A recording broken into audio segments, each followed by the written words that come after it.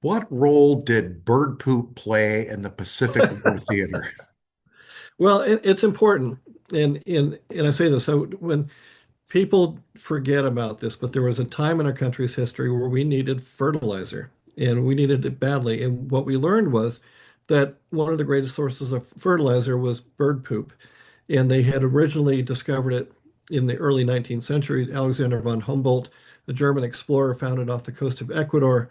Southern farmers needed it for their crops. But Europe was already on to that stuff from Ecuador, so we had to find our own source of bird poop.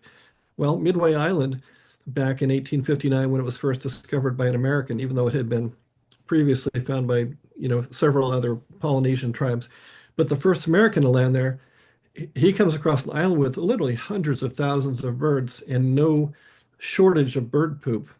But the important thing is that it's like, so he gets the bird poop, that's great. But what happens next is that as the Japanese begin to develop their own navy and begin to send their own ships further and further away from their coast into the middle of the Pacific, they want those birds for a very different reason, is they want to use them for a source of meat and feathers. Feathers are very important because it's part of fashion in women's headwear.